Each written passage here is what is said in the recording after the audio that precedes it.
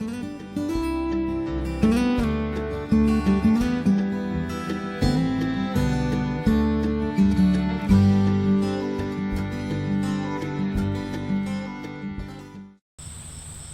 hello everyone and welcome to another very exciting episode here on the MIgardener channel.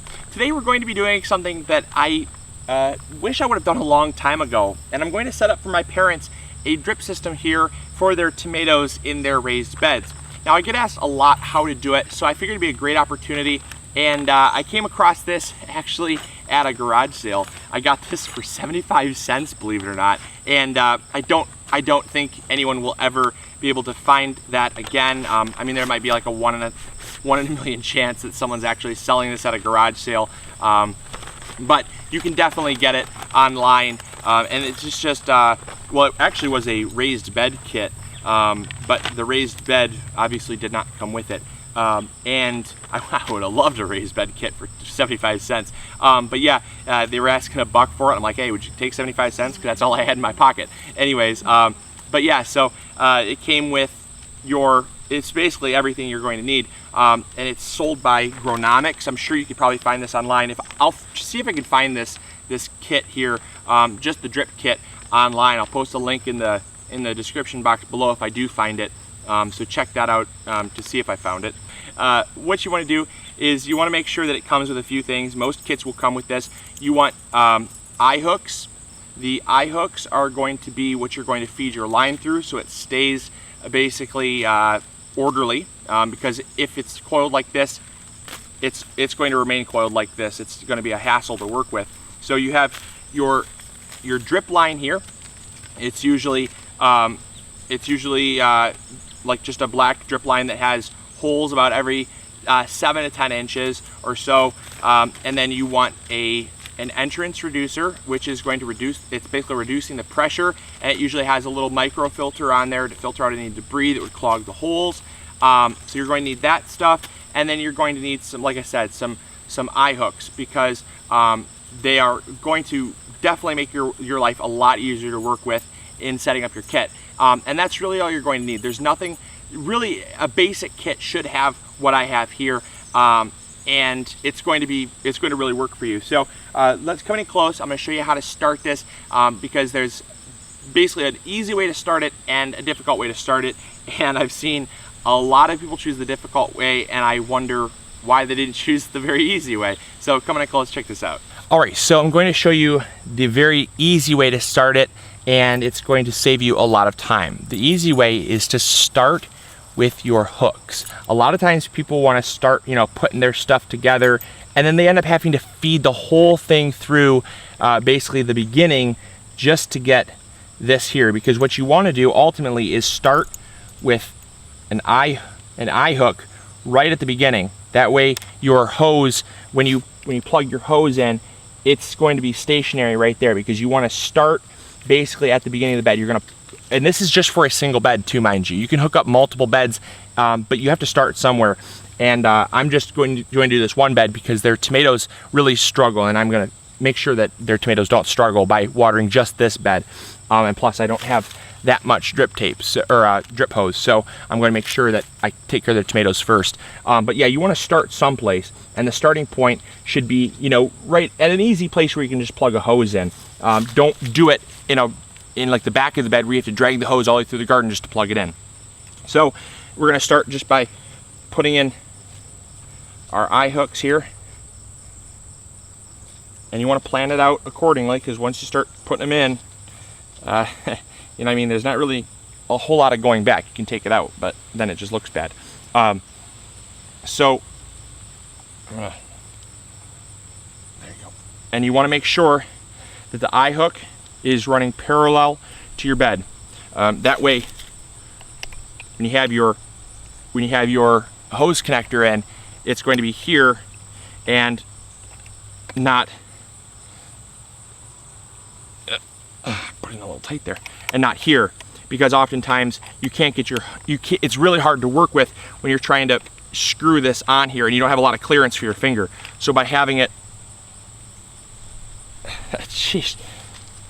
parallel, it's going to be hanging over the bed where you can easily screw it on. just a quick tip to make your life a lot easier, because again, I've made all these mistakes before.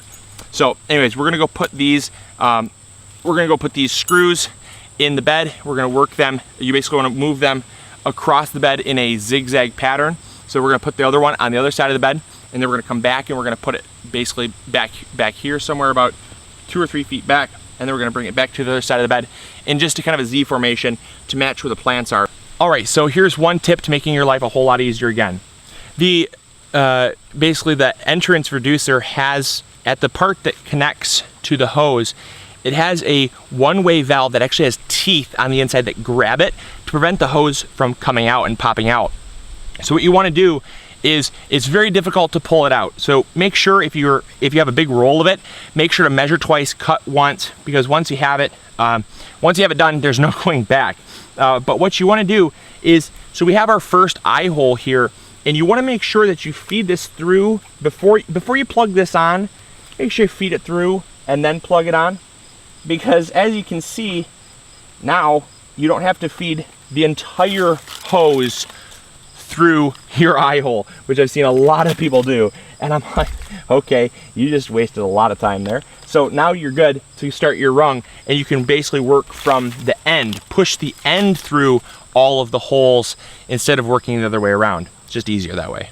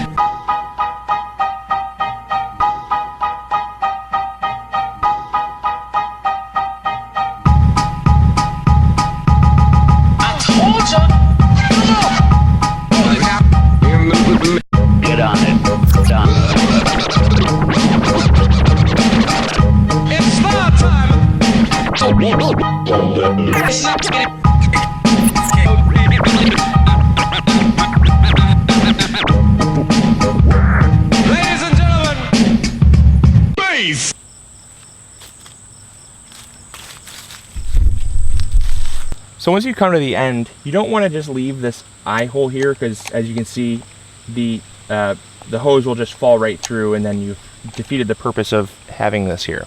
So what you want to do is just take it and just bend it once, because since it's the end anyways, you don't need any drips here. You can take it and push it through the eye hole one more time, and that should be good to secure it there. It's pretty snug, it's not coming through. It's gonna take a lot to make that come through there.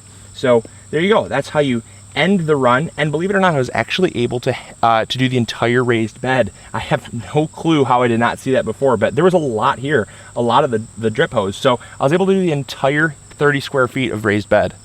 All right, so we are all finished. The very last thing that I was going to say you can do, I'll post links to it in the description box below, is to take, they're basically like lawn fabric or like weed fabric stakes, and you can use those, they're like a U, and you can put them basically over top of the drip hose and push them down so that the drip hose is flush to the ground and not raised up. Because unless your soil is flush to the edge of the raised bed, your drip tape, when it's pulled taut, is going to be about 3 or 4 inches above soil level, which can look a little unsightly, but you can pull it down simply by using those stakes. And once it's down, it's down. You can use maybe 3 or 4 of them, and I think it'd do the job. But yeah, I'd say that's pretty good for 75 cents.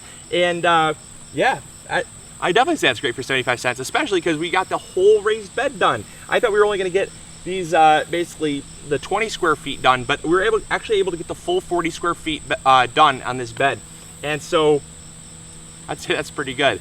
All right, hopefully you all enjoyed. And oh, and by the way, I would absolutely recommend getting this this brand. It's very easy to work with, better than other brands I've actually worked with. So I'm gonna see if I can find this specific brand and post a link, because as I was working with it, it just was very, very easy to work with. So anyways, there you go. Hopefully you all enjoyed. Hopefully you learned something new, and I'll catch you all later. See ya. Bye.